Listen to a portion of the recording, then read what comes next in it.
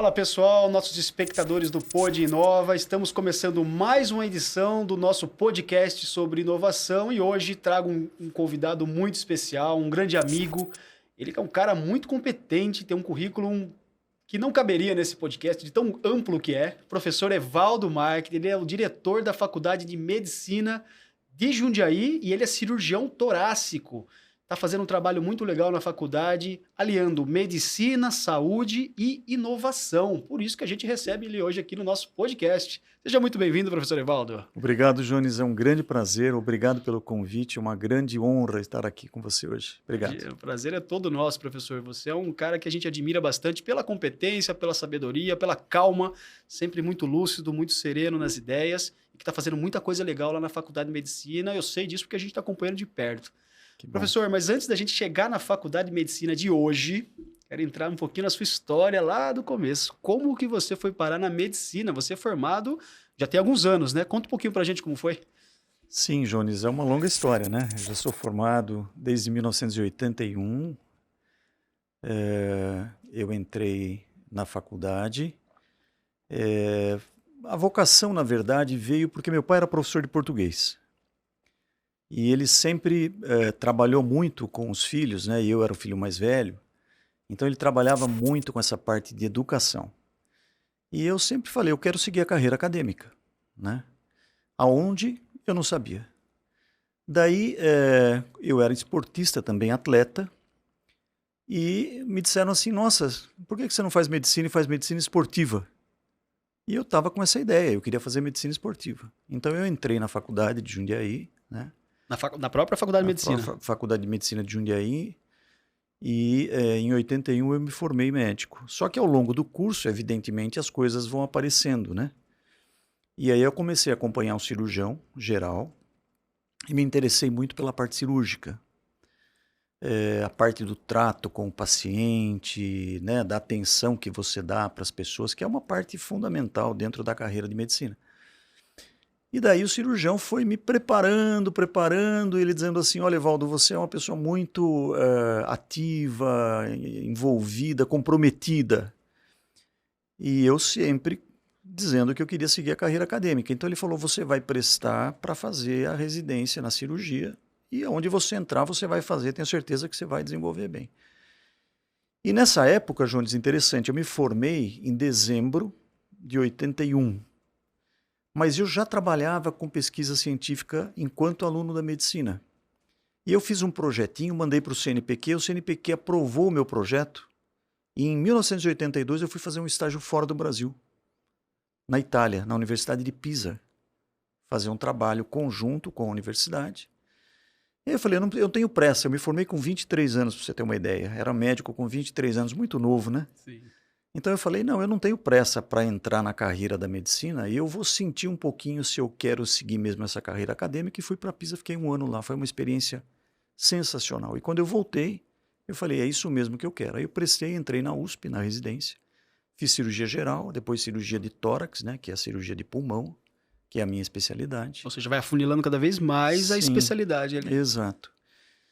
Pelas contingências, né? E acabei voltando para Jundiaí como professor da cirurgia torácica. Então, a partir de 1989, eu fiz o concurso para professor na Faculdade de Medicina de Jundiaí. E desde então eu tenho trabalhado lá já faz um longo tempo. Desde 89, Desde então 89. você é professor na Faculdade de Medicina. Exato. Que bacana. Então são 34, 33 anos 33 aí, mais ou menos. anos, mais ou menos, Que legal. Passou por muitos prefeitos, passou por muitos outros colegas de profissão. Sim. Muitas turmas. Sim.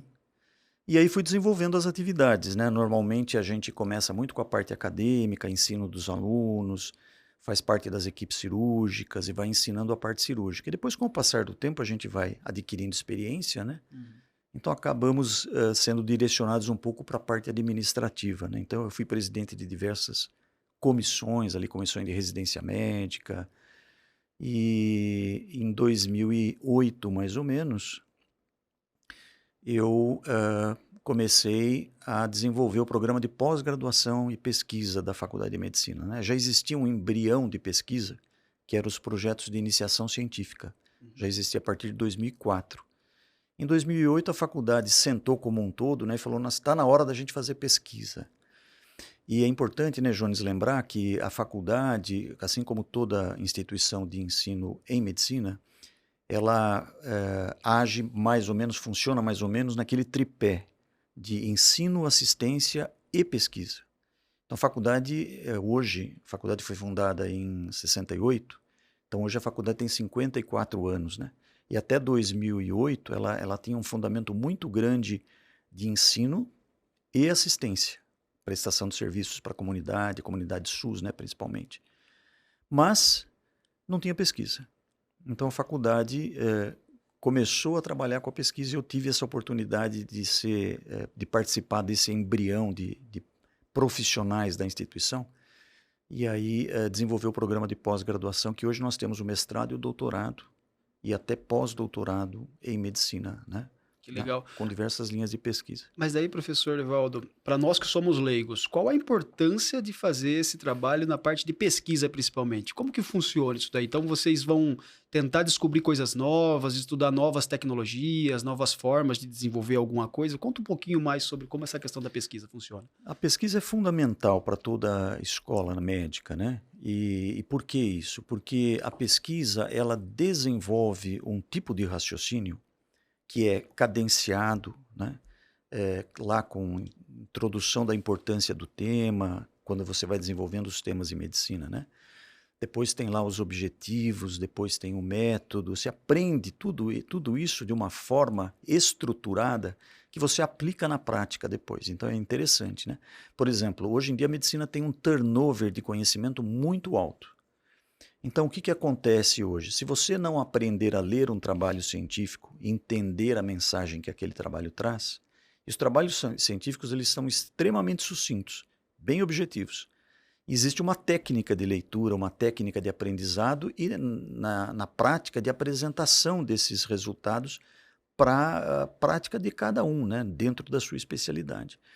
Então, a pesquisa é fundamental nesse sentido, além do que hoje em dia existe também a necessidade de todos os profissionais que ensinam medicina terem pelo menos algum grau de titulação, porque a carreira acadêmica exige isso, pelo menos o título de mestrado e depois o título de doutorado. E a pesquisa é um universo, né, Jones? A pesquisa é um universo. Então, assim, você começa e você não... Parece que cada vez que você vai se aprofundando mais, a coisa fica maior e maior e maior. Então, isso é uma coisa que tem trazido, nós temos dentro da faculdade hoje um programa de iniciação científica, de formação de alunos em pesquisa básica, né, de bolsas, inclusive, de 30 alunos. Anualmente, nós fomentamos 30 alunos, né? E agora, o grande segredo nosso, que ainda está agora para sair, né, que são as bolsas de iniciação científica em tecnologia. Nós vamos também fomentar, a faculdade vai fomentar, os alunos desde do seu curso de graduação básico a começar a trabalhar com áreas de tecnologia, né? E qual a importância disso para a medicina, professor, na sua opinião? A importância é fundamental, né, Jones? Porque, veja, a medicina hoje, ela tem robótica. Então, hoje, o cirurgião, ele faz cirurgia, não é mais aquela cirurgia aberta, como era antigamente. Invasiva, né? Invasiva, né? Então, hoje você faz cirurgia minimamente invasiva, que nós chamamos, né? Utilizando uma série de tecnologias, né? Então as videocirurgias nas diversas especialidades, isso já foi um grande passo, né? Agora você deve ter ouvido falar, acho que o telespectador também deve estar sempre bem atento, né? A cirurgia robótica. Então hoje em dia o cirurgião ele nem se paramenta mais para entrar no campo cirúrgico, ele só opera o robô que faz todo o procedimento. Inclusive a distância, né? A distância, então exatamente. Então, assim, a evolução da tecnologia é muito importante. Isso tudo, evidentemente, é fruto da pesquisa. Então, se você não tiver o alicerce da pesquisa, você não chega lá. Então, isso é muito importante. É você dar o conceito da pesquisa para o aluno desde a sua formação na graduação. Muito legal. Agora, vamos falar um pouquinho mais de acesso, professor Evaldo. Hoje a gente sabe que é uma das faculdades mais concorridas, né? Para muitas pessoas no Brasil inteiro, muita gente fala, eu quero ser médico, mas é muito difícil, nem todo mundo consegue chegar passar no vestibular e etc. Como que vocês estão se preparando, talvez, para conseguir fomentar mais o acesso ao jovem à medicina? Tem alguns projetos voltados assim a levar mais informação para a comunidade, a interagir com os médicos que já estão estudando e com aquela garotada que ainda está na escola, no ensino médio? Tem alguma coisa nesse sentido aí para poder fomentar cada vez mais despertar mais, talvez, até o desejo do aluno, do jovem entrar É. na medicina? Olha, Jones, tem muita coisa que a faculdade faz em projetos de extensão, por exemplo.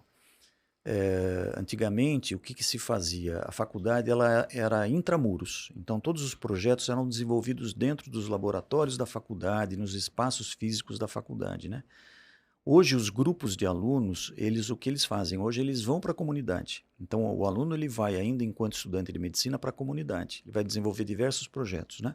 Tratamento de hipertensão, diabetes, educação em saúde básica. E isso já é uma visão da instituição que muitas pessoas conversam com esses alunos e vão pegar os seus depoimentos. Como é que você entrou? Eu penso em fazer medicina, como é que eu faço? Como é que eu não faço? Então, nós saímos do intramuros para começar a espalhar um pouquinho o conhecimento em saúde para a população. Isso foi uma coisa muito importante. Existem também outros projetos. Por exemplo, existe na faculdade o projeto Sirius. Não sei se você já ouviu falar do projeto Sirius. Já ouvi falar, mas não sei muito bem exatamente. O projeto Sirius é muito interessante.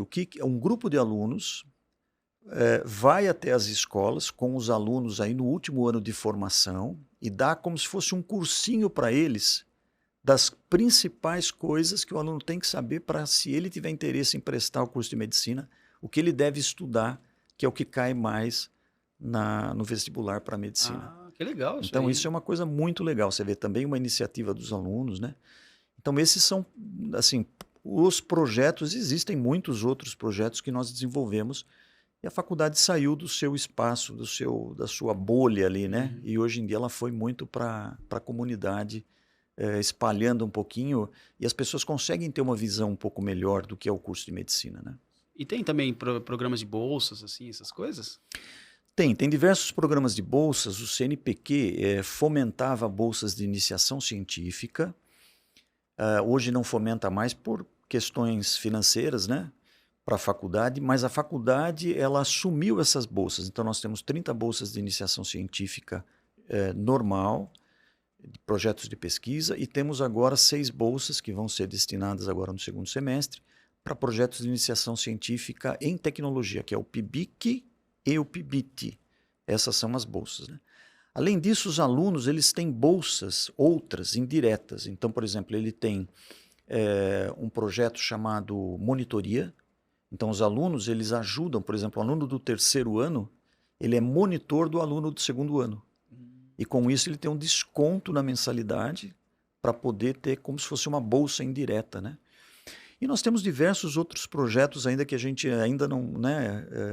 Estão no forno. Ainda estão no forno, né? A gente sempre tenta fomentar e ajudar os alunos, porque a gente sabe das dificuldades hoje, né? O preço das faculdades, das instituições. Agora, nós temos aí 43 a 47 faculdades no estado de São Paulo, né? Jundiaí é a mais barata em termos de mensalidade, para você ter uma ideia. Né? É a mais barata, mas mesmo assim é um precinho ainda salgado, né? Porque, Salgado. afinal, é um ensino, para quem não conhece, período integral, né? Período o aluno integral, ele fica isso. desde manhã até a tarde, Até a tarde. mora praticamente na faculdade, né? Exatamente, período integral. É bem puxado, né, professor? O cara, ou seja, a pessoa não tem tempo de trabalhar, então tem que ter uma fonte de financiamento aí para poder se manter na faculdade. Exatamente. Por isso que é o desafio. É o desafio, né, professor? É um desafio. Mas é uma coisa que vale a pena, né? E porque existem as bolsas que você pode, ano a ano, ter um desconto de mensalidade, né? E existe cada vez mais essa tentativa de fomento pela parte da direção, pela parte da gestão dos alunos, porque a gente quer captar alunos, né? Sim. E nós temos, de fato, aí como você comentou, a faculdade tem 54 anos, é uma faculdade muito clássica, né? Dentre as escolas médicas nacionais, e a gente tem aí uma grande procura. É bem renomada, bem reconhecida, bem renomada, né? bem reconhecida. Quantos alunos formados já temos aqui de Jundiaí? Mais ou menos em torno de 3 mil alunos formados ao longo desses 54 anos. As turmas começaram com 60 alunos, eram turmas menores, né? Hoje elas estão com 120 alunos, há pouco tempo, né? Aumentou para 120 alunos. Então, assim, a gente tem a contribuição que a gente dá com esses formandos, né? como você comentou, né, tem no início da sua apresentação. Eu tenho alguns colegas que trabalham no exterior, da minha turma, formados que trabalham no exterior, né? Então, e tem alguns, são professores titulares de grandes instituições, USP, Unicamp, Unesp.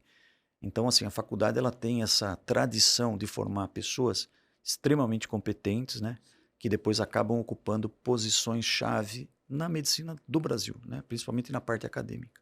A faculdade de medicina é semelhante a uma faculdade comum? Afinal, numa faculdade comum, vamos dizer assim, claro, por mais sofisticada que seja, assim como é a faculdade de medicina, a gente conhece, mas você aprende as bases, vamos lá, você aprende as bases da medicina. Você vai aprender mesmo na prática, é na residência, vai aprender muita coisa, né? Mais ou menos isso, né, professor? E ainda mais no seu desenvolvimento enquanto médico, né? Se formou, você vai para um hospital, vai montar sua clínica, vai se desenvolver. Por isso que tem muitos bons exemplos de grandes médicos e médicas que estão aí no Brasil e no mundo, né? Mas Exato. o papel da faculdade é justamente esse, dar todo esse subsídio para o aluno e colocar ele no mercado com capacidade técnica e se desenvolver cada vez mais, não é isso, professor? Exato. Isso é correto, Jones. Antigamente, a faculdade, ela fazia assim, o que nós chamamos, ela é um curso de 6 anos, né? Antigamente eram 4 anos de curso básico e 2 anos que eles chamavam de internato. Internato é quando o aluno sai da faculdade, sai da sala de aula e vai atuar no hospital. Aí ele passa a ter as aulas no hospital, atuar nas enfermarias, que é a parte prática. Isso ainda dentro do curso de graduação, 5º e 6º ano. Aí ele se forma e vai fazer a especialização, que é a residência médica, né? Ele vai fazer no seu setor de escolha, na sua especialidade de escolha. Geralmente ele faz uma clínica geral e depois faz uma endocrinologia, ou alguma outra uma pneumologia, né? Ou cirurgia geral e depois uma cirurgia de especialidade.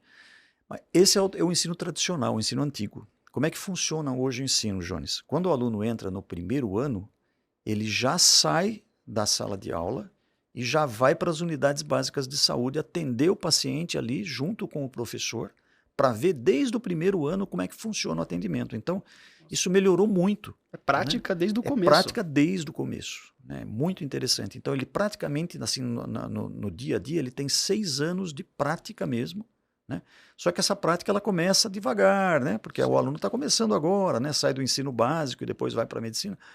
E depois ele vai sedimentando isso no internato, 5º, 6º ano, e depois na residência médica. E que hora que ele escolhe a especialidade dele? Por exemplo, quero ser pediatra, quero ser gastroenterologista, aqui, é no 4º, 5º ano ali, ou logo de cara o cara já sabe o que ele quer? Normalmente eles escolhem quando eles começam a parte do internato mesmo, no 5º, 6º ano, na vivência de plantões, né? Porque eles começam a dar plantão e viver as especialidades, e viver as clínicas e a cirurgia geral, né? Aí é ali que ele escolhe. Isso depende um pouquinho, né? Então, às vezes, é filho de um médico que tem tradicionalmente uma formação, ele fala, não, eu vou seguir a carreira do meu pai. E depois chega até a mudar, alguns mudam, né? Depois acabam no final mudando, né? Mas, enfim, eu, por exemplo, na minha parte de cirurgia torácica, como é que eu escolhi? Eu não tinha nenhum médico na família para me referenciar. Hoje, 30% dos alunos nossos têm pais médicos. E 70% não. Então, a maioria não tem mesmo, né? Então, o indivíduo chega lá e não sabe muito como é que funciona, né? Então, eu também não sabia quando eu estava na faculdade. Eu comecei a acompanhar um cirurgião, falei, vou para a cirurgia. Mas depois a especialidade eu não sabia. Durante a minha residência de cirurgia geral, que eu fui vendo, a gente vai rodando nas especialidades, né? Então, é aí que eu me interessei pelo tórax. Então, isso vai muito da prática do dia a dia que o aluno vai desenvolvendo ao longo da carreira. É um negócio bem aberto, assim, né? Você vai estudando, trabalhando. Acho que, vamos lá, fazendo aqui uma correlação com outras faculdades, né? Você faz engenharia, engenharia civil. Dentro da engenharia civil, você pode ser especialista em algumas coisas também, né? Exato. Especialista em... Aqui chutar, eu não sou engenheiro civil, mas você pode ser especialista em terraplanagem, na parte de trás, na parte de cima, na parte de baixo. Tem um monte de coisa que vai acontecendo à medida que você vai fazendo networking, que você se conecta com um professor ou professora e vai ali e entende que você gosta e vai embora, né? Ou a questão cultural, né? O pai, a mãe já é daquele segmento e vai. Exato. Mas tem de tudo, é um mercado muito amplo. Falando um pouquinho de mercado de trabalho, professor Evaldo, como que você tem visto hoje esses médicos que se formam aqui em Jundiaí e vão para todo o Brasil, eles já saem assim, vamos dizer assim, com um pé e meio no mercado de trabalho, ou tem gente com um pouco de dificuldade de conseguir emprego depois? Como que funciona isso na função de médico? Olha, é sempre muito desafiador. Quando você se forma, terminado o 6º ano, a maioria não tem... Lógico, você pode trabalhar como plantonista, você pode fazer as atividades gerais, porque você tendo o CRM, né, nós não temos exame de ordem na medicina, como tem A OAB, por na exemplo. OAB, por exemplo, na advocacia, né? Então, você tendo o CRM, você recebendo o CRM, você já pode trabalhar. Você pode trabalhar em ambulatório, em consultório, dando plantões, Pode né? montar sua clínica. Pode montar a sua clínica. Mas a maioria dos alunos que se formam, eles tendem a fazer a residência médica. E a residência hoje, ela é uma residência geral, né? Clínica médica, cirurgia geral. E depois ela tem uma especialidade. Então, a residência normalmente são 3 ou 4 anos, algumas até de 5 anos. Então, você vê, são 6 anos, são 6 anos de faculdade, mais 3, 4 ou 5 anos de residência médica, né? E aí o indivíduo entra com 17, 18 anos, ele já tem praticamente aí os seus quase 30 anos para começar a sua vida prática mesmo, né? E aí ele já está um pouquinho mais sedimentado com a sua especialidade feita. Aí ele tem mais chance no mercado de trabalho, porque existe uma competição natural, né, Jones? Claro. Isso não tem jeito. Então, se você é formado por uma boa instituição, isso já conta muito. Mas aí depois o indivíduo vai ver qual é a tua prática, qual é a tua experiência. Porque hoje você sabe, né? Quanto mais prática e experiência você tiver, você tem mais chance de entrar no mercado de trabalho. Então, acho que a regra é geral para todas as áreas, né, de trabalho. A medicina também não foge muito disso. Sim, entendi. É que eu fico pensando no tempo de retorno do investimento. Quanto tempo leva para ele, falando aqui o português, claro, quanto tempo leva para ele começar a ganhar dinheiro mesmo e falar, poxa, tô indo bem, tô empregado. Tem muito concurso público, tem algumas vertentes aí que dá para seguir, montar a sua própria clínica, seu consultório. Exato.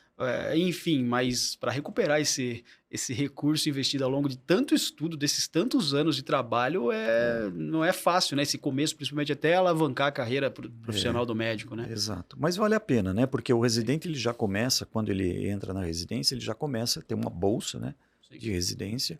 Não é um valor muito alto, mas é um valor que dá para ele trabalhar assim e ter pelo menos o seu subsídio geral, né? E depois, naturalmente, quando ele entra no mercado do trabalho, a medicina é considerada uma profissão de ganho bastante, tem uma remuneração bastante interessante, bastante boa, né? Sim, sim. E isso vai aumentando na medida em que você vai adquirindo experiência de vida também, né? Então, assim, não é uma coisa que para nós, assim, que somos médicos, a gente no começo se preocupa muito, na verdade, porque a gente sabe que a médio e longo prazo a gente vai acabar recuperando isso, esse investimento. Não, realmente, de novo, a gente que é leigo, né, no assunto, sempre a gente fala, fazer uma faculdade de 4 anos, vamos pagar lá 1.000 por mês, e ao longo desses 4 anos você já consegue um emprego, muitas vezes, na área, né? Aqui é um podcast de inovação, a gente fala muito sobre tecnologia, inovação e afins, então nós entrevistamos aqui pessoas que trabalham em empresas de tecnologia, propriamente dito, então a gente está sempre pensando nisso. Vamos fazer uma pós-graduação? Quando você pensa numa pós-graduação nessa parte de TI, né, professor? Você já está pensando, tá bom, eu vou fazer uma pós-graduação talvez para ser promovido. Promovido, exato. Então eu vou pagar ali 500, 600, 700, não sei, R$1.000 por mês na pós-graduação, mas eu vou ter um aumento de 4, 5 mil no salário, ou seja, vale a pena eu entrar. Na medicina tem todo um protocolo, afinal você tem que estudar muito para você ir se destacando, mas vale muito a pena, com toda certeza, como você falou, né? É uma profissão maravilhosa, né, professor? É uma profissão que você tem que estudar a vida inteira, na verdade, né? Porque hoje o conhecimento ele é um conhecimento muito dinâmico, né? Mudam-se muito condutas, estratégias de tratamento, né? De diagnóstico. Então é uma necessidade, é um desafio contínuo. Sim. E acho que isso motiva muita gente. Você ser desafiado, né? Porque às vezes se você se acomoda, não é muito bom, né? Então esse desafio é interessante. E aí você citou a parte da tecnologia, né? A gente já está apresentando para os novos alunos da instituição toda a parte nova de tecnologia, de empreendedorismo, porque essa é uma parte importante também, né? O médico, classicamente, é um indivíduo que ele praticamente vive ali no seu dia a dia, ele não tem muita ideia de empreendedorismo, né? Sim. Então hoje em dia a gente está abrindo um pouquinho esse universo para o médico também, para apresentar para ele novas oportunidades, que ele possa ter a sua independência, né, financeira, mas também assim o prazer de trabalhar em uma coisa que dinamicamente está sempre mutante, né? Então isso é uma coisa interessante. E falando um pouquinho, eu acho que é algo que a gente sempre pergunta para os nossos convidados, mas eu estou muito curioso para saber a sua resposta. Em relação à pandemia, primeiro, você é um cara especializado em pulmão, cirurgião torácico, aquele mercado ali, e é justamente Isso que foi atacado na pandemia, né? O Exatamente, coronavírus, ele se aloja, estou falando aqui de maneira leiga, hein, pessoal? Nos pulmões, né? Na parte exato. respiratória da coisa. Teve toda a parte ruim que nós sabemos, mortes, toda aquela tragédia, mas teve a parte, vamos dizer ainda se tem uma parte boa, que foi a questão da evolução tecnológica. Como Exato. que você viu isso nessa questão da pandemia? E voltamos à questão da pesquisa, né, professor? O É. papel dos cientistas em tudo isso. Exato, Jones. Eu acho que assim, vamos dizer, posso dizer, usar essa palavra, né? Acho que a pandemia para nós foi como se fosse uma guerra, né? A guerra foi uma guerra mesmo, a guerra era contra o vírus, né? Mas toda guerra você sabe que ela traz um agito no movimento, né? Tanto intelectual quanto prático assim do dia a dia. E muito conhecimento foi adquirido nessa parte da pandemia, né? Na verdade, não se sabia nada. Então, você vê, né, com todas as tecnologias que a gente tem de diagnóstico, todo o vírus pegou todo mundo de calça curta, né? E agia de uma forma tão rápida que você não conseguia ter tempo de estar desenvolvendo tecnologias novas, né? Isso demorou para acontecer, foi acontecendo aos poucos. Hoje, graças a Deus, a gente já está bastante preparado, ainda convivendo, né? Mas bastante preparado. Mas foi um desafio muito grande. E olha, o pulmão vamos dizer, um órgão-chave do organismo, né? Coração, pulmão e cérebro são órgãos chaves do organismo para a qualidade de vida, né?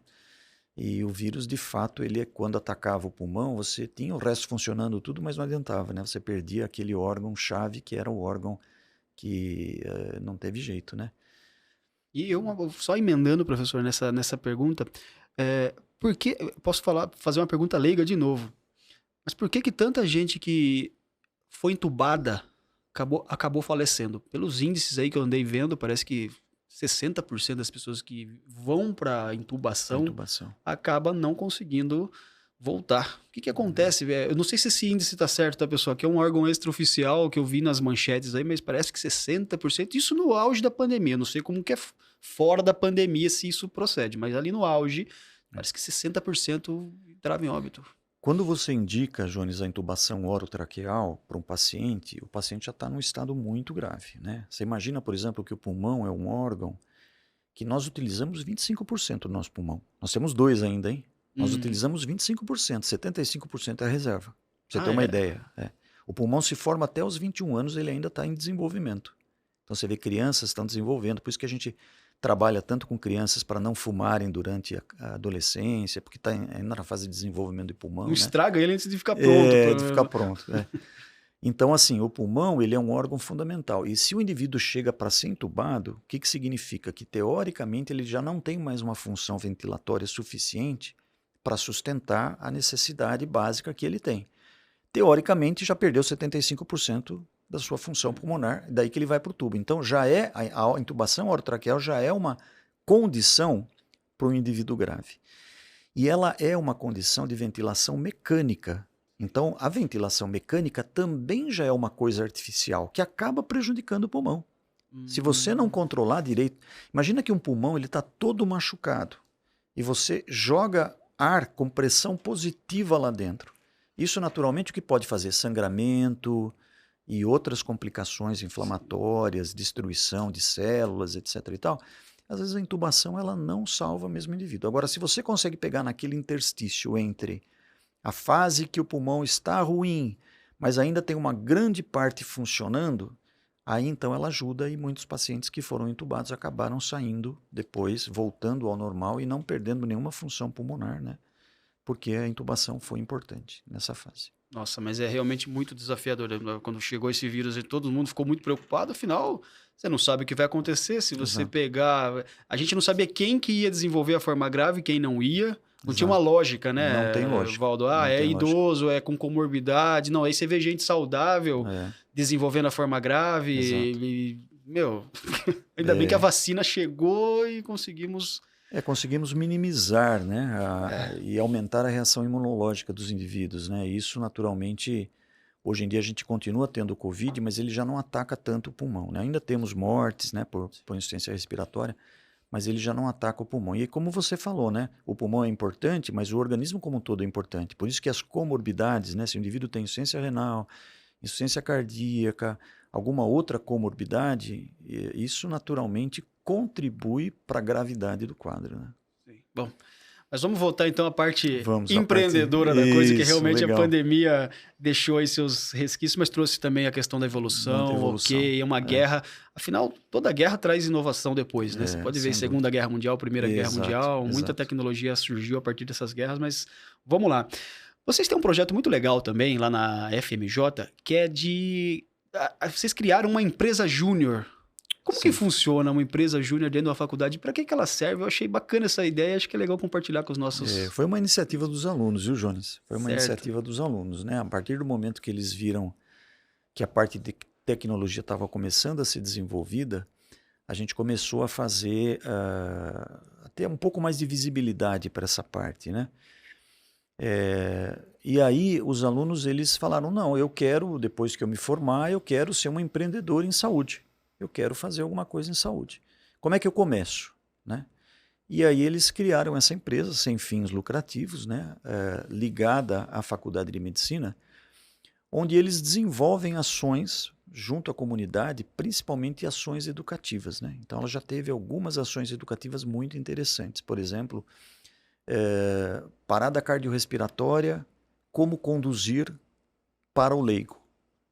Então, por exemplo, o aluno foi até a escola e ofereceu esse serviço na Secretaria de Educação de Jundiaí para que os professores, diretores das escolas viessem até a FMJ aprender como conduzir uma parada cardiorrespiratória, porque isso é uma coisa que pode acontecer no dia a dia. Sim, com qualquer um engasgo, alguma coisa, né? Sim.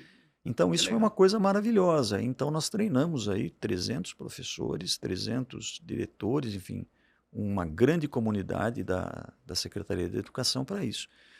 E existem outros projetos que estão sendo desenvolvidos também, né? Então, hoje em dia, essa empresa Júnior já adquiriu bonecos, que são os bonecos demonstrativos, né, de como conduzir a parada, etc. e tal.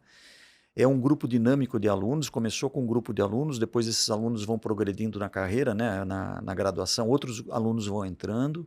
Então, isso abre muito a cabeça do aluno. A FM Júnior é uma das pérolas hoje da faculdade, né? Não, o potencial disso é muito grande, afinal, todo lugar pode acontecer um acidente desse, que você falou, né? Alguém engasgar, ou alguém tem uma parada cardíaca, ou tem uma parada respiratória, por algum motivo, enfim, que a gente não sabe, e seja numa empresa privada, seja numa escola, num shopping. Imagina você está caminhando na rua, nosso colega espectador que está nos assistindo, e alguém ali, de repente, desmaia, está tendo uma parada. O que fazer? O que você faria? Nem todo mundo sabe, né? Ou não tem coragem de falar, vai ligar pro SAMU, né?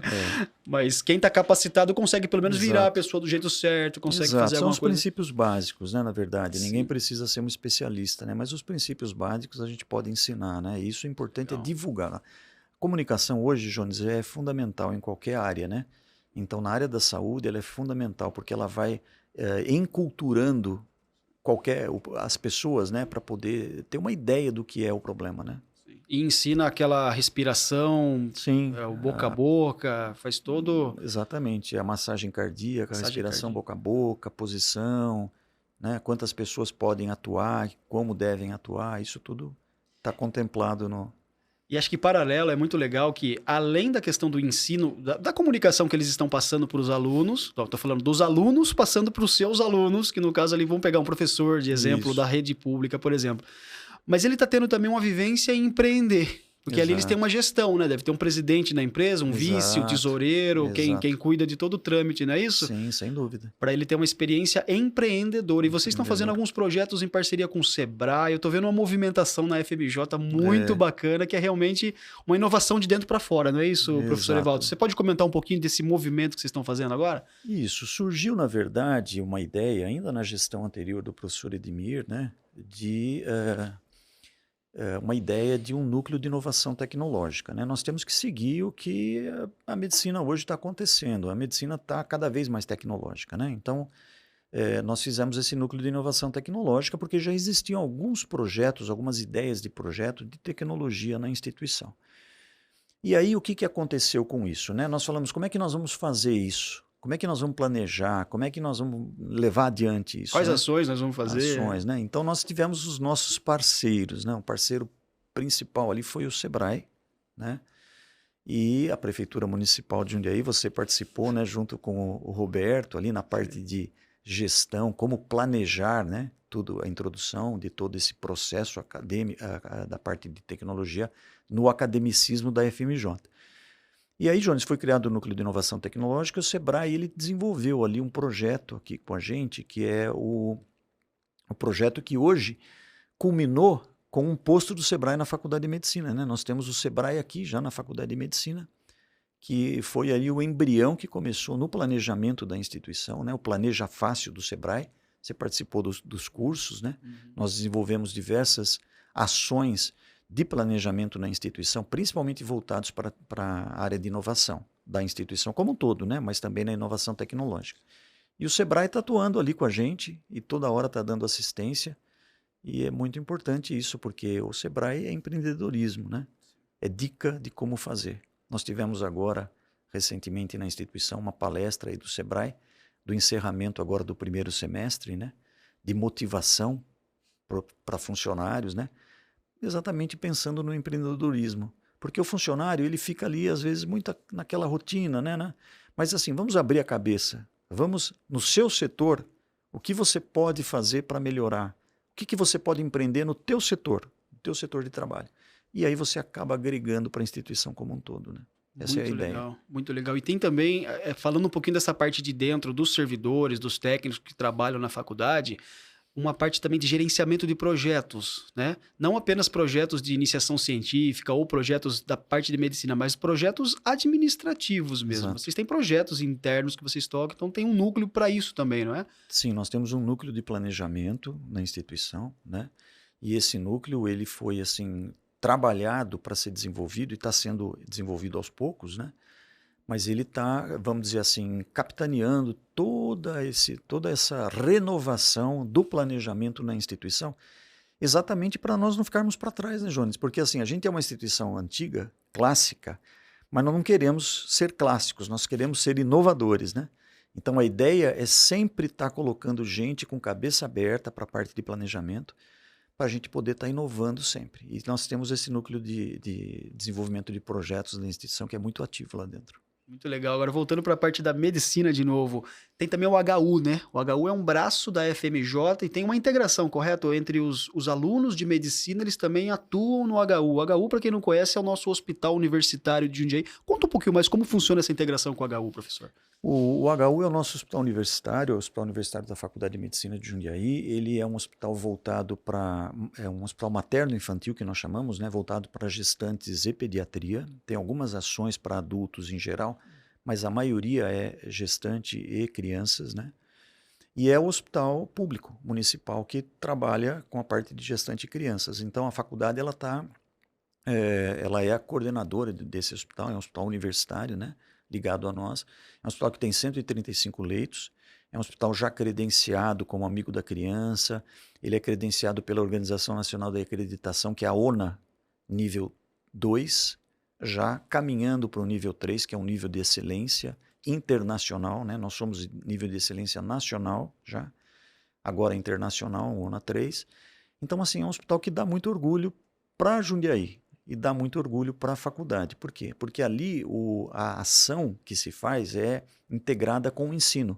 Então nós temos residentes que aprendem ali a parte de pediatria e a parte de ginecologia e obstetrícia, né? Que vão ser os nossos futuros médicos, que vão ser aquelas pessoas que vão cuidar de nós e das nossas famílias, né, Jones? Então a gente precisa, a nossa responsabilidade de educá-los e educá-los bem, é nesse sentido também de estar preparando pessoas que tenham capacidade para desenvolver atividades de qualidade para a população de um modo geral, né? Então, Eu acho o HU maravilhoso, professor. Toda vez que eu vou lá, eu falo que ele respira inovação, porque sempre que eu vou lá tem alguma coisa diferente. Ó, já tem agora tem uma nova UTI, ó, agora tem uma nova ala de pediatria, agora tem uma nova alguma coisa, e sempre acontecendo, e sempre com médicos novos chegando, integrando com o professor. Eu acho aparelhagens novas, modernas, né? Então, ou seja, não deixa a desejar em nada, né? Nada. A parte mesmo que você comentou, né, daquelas cirurgias abertas, que ainda são feitas muitas, né? Mas hoje em dia muitas dos procedimentos diagnósticos são feitos por televisão, já por vídeo, né? Então, assim, esse aperfeiçoamento ele está acontecendo num processo contínuo, né? E é portas abertas, né? Atende o SUS, atende todo tipo de E pessoa, atende claro. não só o município de Jundiaí, mas toda a macro-região, né? Então tem um atendimento bastante grande. Agora, na época do inverno, por exemplo, né? A pediatria sempre muito cheio de crianças, né? Por causa das doenças respiratórias, né? O pós-pandemia também agora, o retorno das gestantes aí, né? Também, né? Porque durante a pandemia houve um arrefecimento um pouquinho, né? Uhum. Mas agora voltou o movimento bastante grande. Então é uma responsabilidade muito grande, mas a gente tem muito orgulho do HU, porque a qualidade que é desenvolvido ali. E tem muita pesquisa lá, viu, Jones? Ah, é? Muitas das pesquisas que a FMJ faz por ali também. Importante de pesquisa, né, Jones, é que a gente nunca faz pesquisa sozinho, né? Então, assim, a gente integra muito. Então, nós temos parcerias com a Unicamp, parcerias com a Unifesp, lá de São Paulo, da USP. Então, essas parcerias que se fazem em todas as áreas, né? Nós temos no programa de pós-graduação ali de pesquisa, 3 áreas. A área materno-infantil, a área de adultos e a área do idoso. Então, nós praticamente já elencamos todas as áreas chaves, né? Onde a gente faz e desenvolve pesquisa, porque são as áreas que a gente sabe que tem necessidade de estar desenvolvendo novas tecnologias, né? E a gente tem parceria com empresas também, né, Jones? Agora, o Núcleo de Inovação Tecnológica está fazendo parceria com empresa. Por quê? Por causa da história da hélice tripla, Sim. né? Da Sim. tríplice hélice, né? Sim. Que você precisa desenvolver parceria de governo com a indústria e com a parte acadêmica, com as universidades, né? Cada um desenvolvendo o seu aspecto, mas todos tendo os benefícios, né? Porque a pesquisa que é desenvolvida na instituição acadêmica, às vezes junto com a indústria, acaba batendo lá na população, que é interesse do governo, né? Da parte de governo. Ainda dentro dessa parte de pesquisa tem algo relacionado a Zika vírus lá também, né? Que tem um trabalho forte Tem um projeto grande de Zika vírus, foi identificado aqui em Jundiaí uma área, né, de Zika vírus importante aqui, né? E como nós temos esse hospital universitário, a parte de pediatria lá, então nós desenvolvemos ali, foi um projeto grande da FAPESP que destinou mais de 5 milhões de reais para a instituição, né, para desenvolvimento, e hoje em dia é um projeto que não termina, né, porque muitas sequelas do Zika continuam ainda à solta por aí, né? Então continua se acompanhando muito. Hoje em dia, graças a Deus, também o Zika já deu uma diminuída, né? Mas aí as sequelas sempre ficam, né, Jones? Então, Lembrando que o Zika vírus, para quem não conhece, é uma doença que dá vamos dizer de maneira leiga sempre, na gestante para o bebê ali, né? Então o bebê nasce, passa para a criança. passa para a criança. Eu Exato. lembro que teve uma época que tava um surto, né, de Zika vírus, as crianças nascendo, um monte de problema. Agora meio realmente apazigou, né? Principalmente a microcefalia, né? Alterações neurológicas na criança, né? Nossa, realmente. Bom, professor, acho que o papo está muito bom, mas eu gostaria de pedir mais uma coisa. Deixa uma dica para o jovem que está nos assistindo, aquele jovem que está no terceiro colegial, segundo colegial, ali no finzinho do ensino médio e está cogitando a profissão de medicina. O que você falaria para esse jovem? Bem, eu diria que é uma profissão encantadora, em primeiro lugar, né? Eu queria usar essa palavra, é uma profissão encantadora, porque cuidar do outro é uma coisa que dá uma satisfação, Jones, que não tem, né? Não existe nada, acho que possa ser tão convincente para qualquer um, né? É uma profissão que, se você pensa como jovem, né, em estar fazendo, nós temos diversas ações aí. Eu acho que não é só a Faculdade de Medicina, outras também tem, né? O Projeto Sirius é um projeto que vai até as escolas falar um pouquinho sobre medicina. Agora, em agosto, Jones, nós temos, finalzinho de agosto, começo de setembro, a gente tem a Semana do Corpo Humano na faculdade. Não sei se você sabe, a Semana do Corpo Humano todos os jovens de todas as escolas, nós já temos mais de 3.000 alunos inscritos de todas as escolas básicas, elas visitam a faculdade e passam na semana inteira, na Semana do Corpo Humano, onde se fala muito de medicina. O tema desse ano é cardiologia, é coração.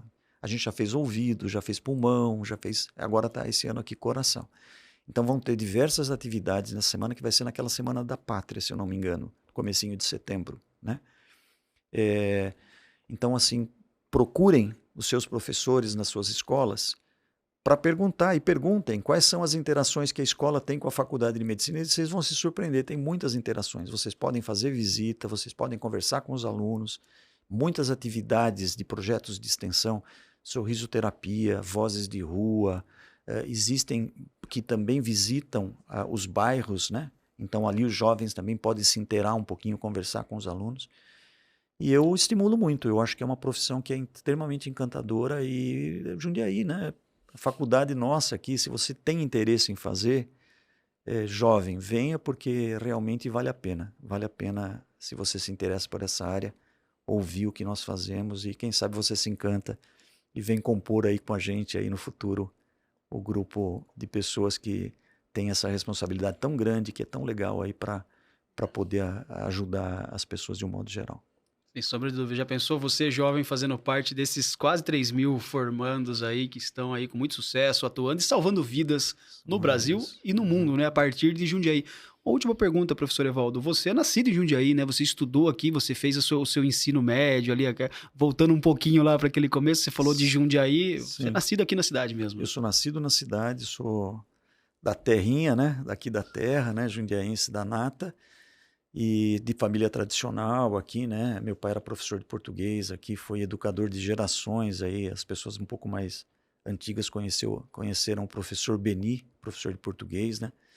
E qual escola que ele dava aula? Ele dava aula no instituto, mas já foi diretor do colégio técnico, deu aula no Anchieta, mas principalmente no Instituto de Educação, que hoje é o Bispo, né? O Bispo, na Rua do Retiro. É na Rua do Retiro, isso. E lá que você estudou também? Eu estudei lá. Eu estudei lá. Se formou lá? Me formei na escola pública, né? Então isso assim, isso é importante também falar para o jovem, né? Você que se forma na escola pública, é possível. É possível chegar lá, sim, né? E todos nós concorremos do mesmo jeito. Tem que estudar muito, lógico, né? Porque é uma profissão que exige muito estudo, um aperfeiçoamento contínuo. Mas se você tem vocação, não tenha nenhum obstáculo. Siga adiante e como aconteceu comigo, eu tenho a impressão que pode acontecer com qualquer um, né? E chegou lá, né? Realmente exatamente. É possível, isso é muito importante reforçar. Muita gente acha que é algo restrito a quem é do ensino privado, que tem alguns privilégios a mais. Não, é possível. Não é possível. A gente sabe da dificuldade, mas que é possível todo mundo, com força de vontade, com estudo, com coragem, exato, chegar lá, sem sombra de dúvidas. Exatamente. É isso mesmo. Muito bom, professor Evaldo. Mais uma vez, muito obrigado pela participação aqui no nosso podcast Podinova. Por favor, faça suas considerações finais, então. Mais uma vez, valeu por estar aqui conosco. Mande um abraço para todo o time da FMJ, a professora Tânia, Cláudia, a professora Mônica, eu não vou citar todos os nomes aqui, Vinícius, Duda, toda a galera lá que está sempre com a gente. E mais uma vez, muito obrigado por aceitar nosso convite, professor Evaldo. Legal, Jones. Eu é que agradeço demais. É uma honra muito grande. Eu falo não só no meu nome, né? Porque eu acho que a coroação, para mim, também está sendo isso, né? De uma carreira acadêmica, e ser tão cheia de frutos, né? Que a gente acabou tendo, ajudando na formação de tanta gente. E está espalhando um pouquinho, divulgando um pouquinho a instituição que nos acolheu enquanto alunos, né, e depois como professor. Hoje eu sou o diretor da Faculdade de Medicina, né, quer dizer, eu segui essa carreira de uma maneira muito, vamos dizer assim, galgando passos, né? Então isso é uma coisa importante também, ter essa visão de que a gente tem essa possibilidade de estar se desenvolvendo sempre, nunca parando no tempo, né?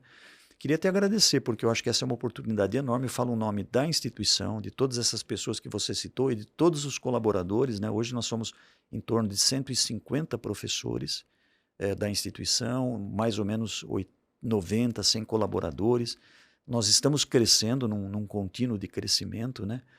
E cada vez mais almejamos o futuro, que o futuro, na verdade, para nós é assim, se eu ajudo o outro e eu tenho a oportunidade de ter novas tecnologias, inovação, para melhorar a minha capacidade de ajudar o outro, então é esse o caminho que eu tenho a seguir. Então acho que isso que nós estamos desenvolvendo na instituição e colocando na cabeça de todos lá, né, dentro, principalmente desse pessoal mais jovem que está começando agora. Muito obrigado, Jones, não tenho como agradecer vocês. Parabéns aí pela tua iniciativa. É um prazer, professor Evaldo. Esse foi o professor Evaldo Marques, nosso diretor da Faculdade de Medicina de Jundiaí. Como vocês podem ver, um jovem que saiu da escola pública, estudou muito, ralou muito, estudou, se desenvolveu, aprendeu muita coisa legal, salvou uma pancada de vidas e hoje é o diretor da Faculdade de Medicina e continua salvando, mas também continua educando pessoas e fazendo aí, ajudando a formar novos médicos e médicas nessa carreira tão bacana e tão inovadora como tem que ser a medicina convencional. Mais uma vez, muito obrigado por ter aceito o nosso convite, professor, e até a próxima. Obrigado, Jones. Até a próxima. Então, pessoal, nos vemos nos próximos episódios do Pod Inova. Continue nos acompanhando. Em breve, um novo bate-papo para vocês. Até mais.